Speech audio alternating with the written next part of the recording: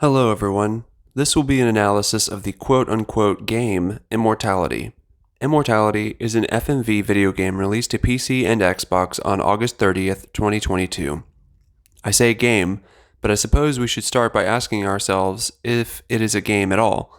Many critiques of the game circle around this point, and I think as I go along, some of the critiques I make about Immortality will become clear as I attempt to identify it from the qualifications of a game.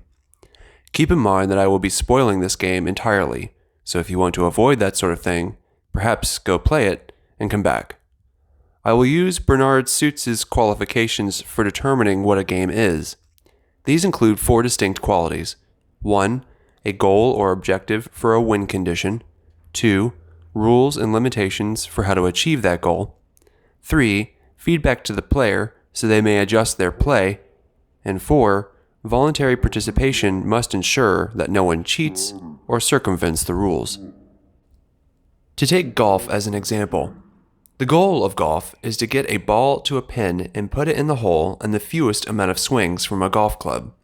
Each hole presents the player with a par score, which is the expected amount of swings it would take.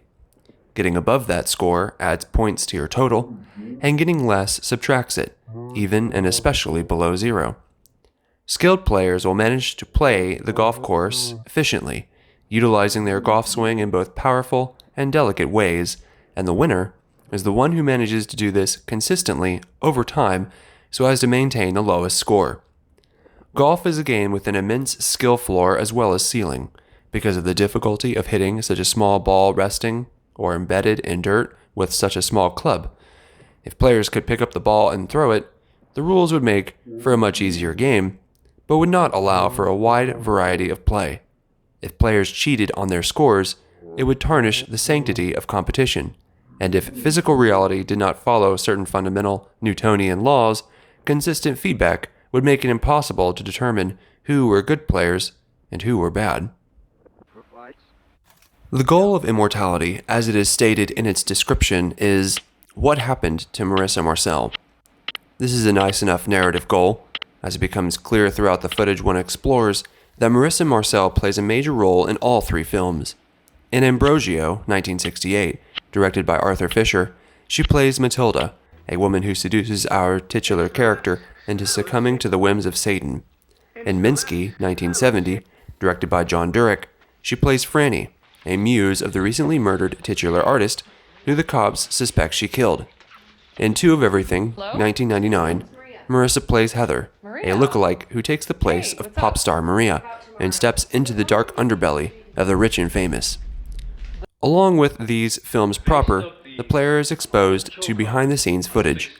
Slowly, the player also realizes that, behind all this footage, there is in fact a deeper layer to the film that a player can fall back into, which unveils 2 entities who call themselves the one and the other.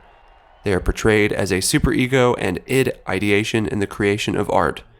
The one, the woman, is an aggressively Dionysian hedonist, obsessed with sexual pleasure, violence, cigarettes, and other vices. The other is a far more reserved Apollo, analytical, observant, and tends to simply comment on events rather than partake. Both of these characters are seen isolated in darkness, but can also be seen to replace actors and actresses in scenes.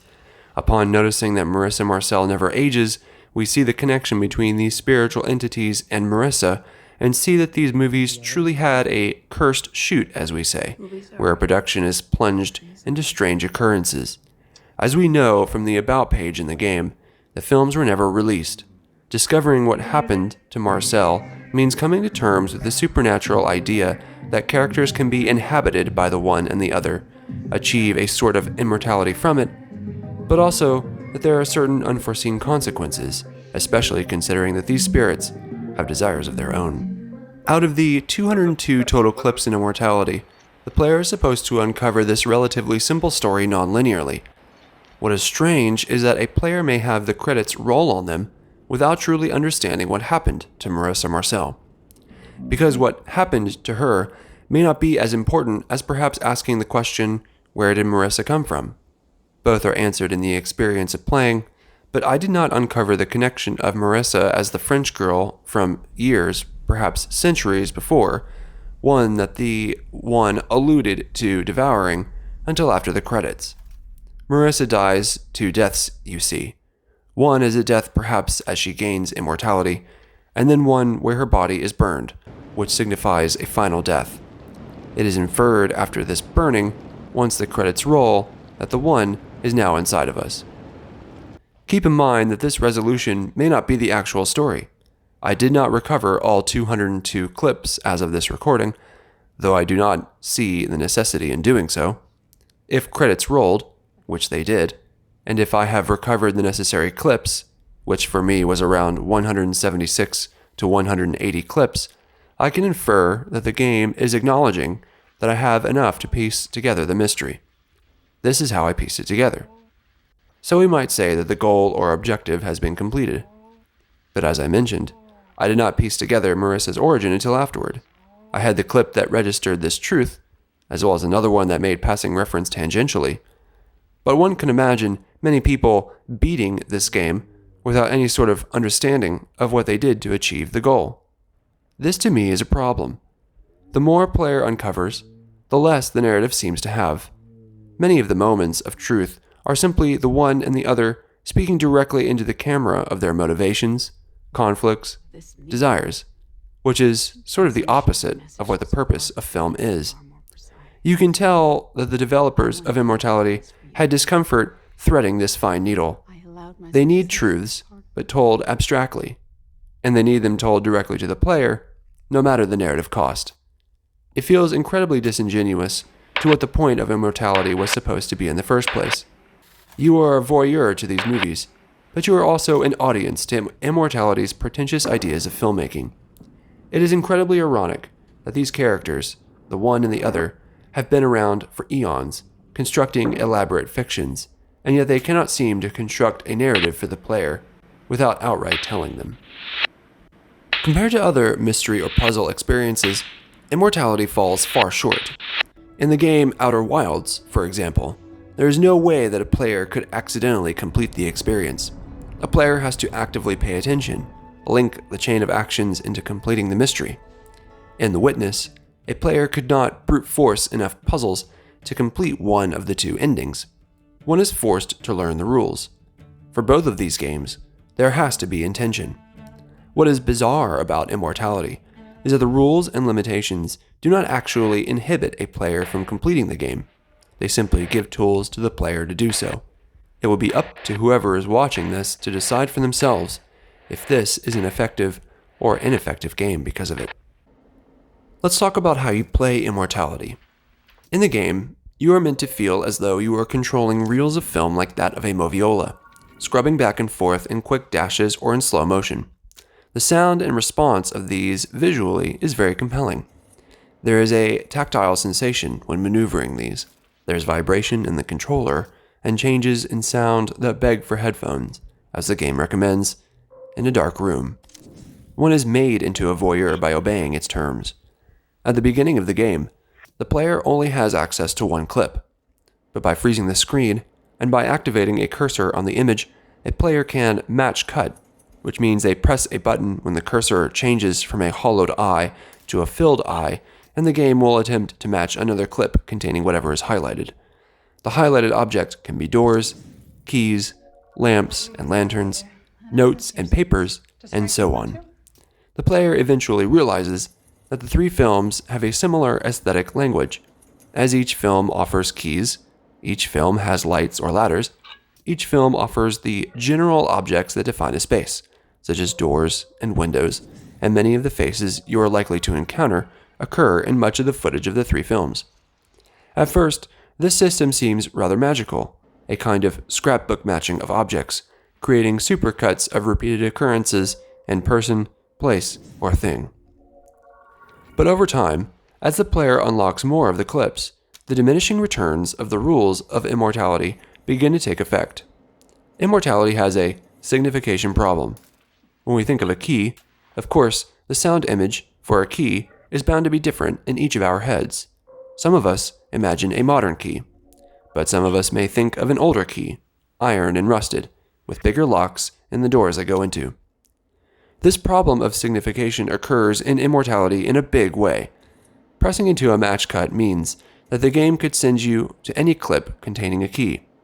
The player, of course, never really knows where the game plans on sending him or her, and there seems to be no rhyme or reason in determining when the game sends a player to a new clip or to a clip already found. Does Frank need one too? There are, to be sure, objects of such rarity that using these items helps tremendously. One of those happens to be breasts, as the amount of sex scenes with nudity is clearly in the minority, as much as you've heard about the sex in this game. Another object, perhaps, is a gun, where there are only a handful, pun intended, in the clips as well. But once a player has gone past the halfway mark, the signifiers of keys, ladders, and other objects lacks a sort of signification. We want novel forms of these objects in new clips, but there seems to be no way to determine when a face might lead to a new version of this face, rather than a face in a context we have already seen. Perhaps it is the case that all match cuts have a one-to-one relationship with each other at any given frozen frame of a reel. Unfortunately, there is no set of rules or limitations that help a player to determine when an object may change the destination for its match cut in the runtime of any clip. As a result, it seems impossible not to flail around for at least a part of any playthrough of Immortality. How can one ever determine when the facial structure of Marcel, either in shock, ecstasy, pain, or horror, would lead to a new clip? One does not know what one does not know. In other puzzle games, transparency is of the utmost importance when creating a new rule or mechanic. Otherwise, when a player fails or succeeds, they do not know what about the feedback they are given is genuine. One cannot simply complete line puzzles on a whim in the witness. At some point, the complexity becomes too rigorous, and a player is forced to come to terms with the rules. Much of the game is designed around this bottleneck, where introductory panels become more difficult over time in order to teach the player all the ways the rules can be enforced. The beauty of the game consists in how the rules are created, enforced, and combined, so much so that the rules eventually become a metaphor for the game itself, which is a meditation on the limits of perspective. Immortality's rules and limitations may be aesthetically pleasing, but the difference between a skilled player and an unskilled player does not lead to any new use of the mechanics on hand. There seem to be moments where a camera will lilt in a direction, suggesting a hidden object that is only available for a small moment. But these occasions often go unrewarded. Just consider the strange fact that if one player plays with intention and with a discerning eye attempts to uncover the mystery by going after novel items, while another player plays at random, clicking with abandon any item that interests them, and the result is the same outcome. This goes against what many would feel that a game is designed to do. One of the more interesting game qualities to talk about is feedback. In the game of golf, a player can evaluate their shot because of the sound of the connection when striking, the flight path of the ball itself, and how it lies on the course. There are different types of paths in golf, like the fairway, the green, the rough, sand bunkers, and the most penalizing places, like water and going out of bounds. The player learns very quickly, and with brutal truth, the difficulty of golf, as well as the thrill of when everything clicks and goes well. What feedback, if any, is given to the player in Immortality? One perhaps is sound cues that comes from match cuts, as well as a strange sound when a player manages to slide the footage from reality into the world of the one and the other. Another bit of feedback might be hermeneutic, when a player encounters new information that they are supposed to take note of before exploring new clips. In other games, we would not necessarily call this feedback, but we will give Immortality the benefit of the doubt, by suggesting that these new bits of information may impact the way the player goes about searching. For example, once the player realizes that Carl Goodman somehow died on set, a player may go about looking to see if the moment exists by clicking on either his face, as well as other violent objects in the film Minsky. Given enough time, a player is bound to find the moment where the revolver accidentally goes off, shooting Goodman in the chest. Unfortunately, unlike golf, the player is never given feedback that may change their style of play in a proactive manner. If a player match cuts, only to find that the game takes them to a clip they have already seen, what is a player to do? Unfortunately, The options for Immortality are so limited, there is only so much they can do. This is a very disarming mode for any player, where they know what they need to do, but there is no indication of whether the game will provide that. Though the match cut system may be novel, even occasionally beautiful, it is a nightmare for the player. Previous FMV games, I am told, used a keyword system to find clips. This sounds like a far more controlled mechanic, which could lead to a player paying close enough attention to discover new keywords by which to unlock new clips. The narrative of the game would be more aligned to the feedback, which did not occur in Immortality. Finally, we have voluntary participation. What does it take to get the player on board? On the one hand, there is a disclaimer about the sex, violence, and language in the game. These must be acknowledged and approved of before going very far. I am no moralist, so I'm not going to sit here and argue whether the content was gratuitous or not. Perhaps we can imagine a player cheating. An involuntary player, if they were to cheat, might simply illegally download all the clips in Immortality and watch them at their leisure. To be sure, this would be the closest we could get to calling someone playing Immortality in this way cheating. In golf, if players cheat, this keeps them from improving in the game of golf, as picking up the ball and throwing it, or changing up a person's score, can make a player no better at playing, and ruins the chance at what we might call fair competition.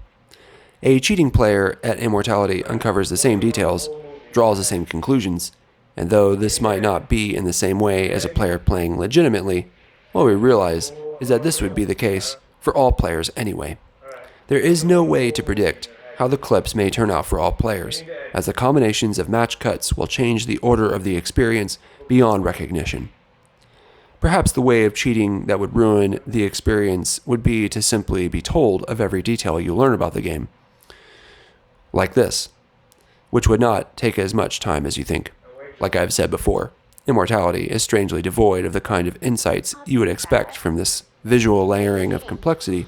The amount of footage on hand is staggering, yet the moments that actually end up mattering for the conclusion is very little. But I would also say that the game is in a very strange predicament, and its interactivity is the very problem to evaluate. Edge magazine does not often give perfect scores. What is more interesting is that Edge rarely gives perfect scores to games that blur the line between other mediums or experiences. When looking at their perfect scores list, only Dreams on the PS4 strikes one as far different from a stereotypical game experience. Immortality is not Mario, Zelda, or a From Software game. Immortality receiving a perfect 10 makes a claim that, as an interactive experience, the game manages to achieve something that perfected what we imagine the medium provides. I would argue that Immortality is a paradigm shift, not a perfect application. As such, Immortality may be the opposite of a Pyrrhic victory, where the game failed to be a game in my eyes, but in doing so, it created a whole new possibility of thinking about what games can and should be in this tumultuous moment for the medium. Much of the Edge review of the game appears to implicitly acknowledge this dilemma. While it speaks to the match cut feature, the review takes pains to inform us that the game knows to provide us new clips at a measurable pace. The truth is that the match cut system is not nearly as sophisticated as the review claims, with some people reaching credits as early as 10 to 20 clips, as those who match cut their way through over 160 clips. The review spends more of its time marveling at the way the player experiences the three films and the behind-the-scenes footage in a non-linear fashion. Their embedded quote reads, quote, "Call it art house teleportation. You can't help but be struck with awe at the elaborate construction of it all." Close quote. The magazine assumes that because the visual expression in Immortality is occurring in reality, that makes it somehow automatically elaborately constructed. Are games, particularly those that Edge has given a perfect 10 in the past, not also elaborate? Does Immortality achieve such a high score simply for its reverence towards filmmaking, rather than for making good films? For Edge magazine to make concessions for an experience that, while authentically recreating styles and substances of the eras they derive from, feel fragmented, incomplete, and are lacking depth. And if you're wondering, yes, the Edge review used the word liminal. I do understand the limitations of my review. If Immortality had not come out on Xbox or Steam, where else was it supposed to? Despite all this, even though Immortality is technically a game, I cannot say that it's a very good one. I would say that it's a novel experience, maybe even especially for people who do not play games. But if I were in charge of Edge magazine, knowing what I know now, I would not have given Immortality a perfect 10. What is strange is that I think Immortality is a towering achievement in what the future could look like for blending film, game, and narrative. But for many gamers out there, the interactivity in Immortality seems destined to frustrate. The player is hijacked into experiencing Immortality in its own way. I can see now that may have been the whole point. Just don't expect gamers to like it. Thanks for watching.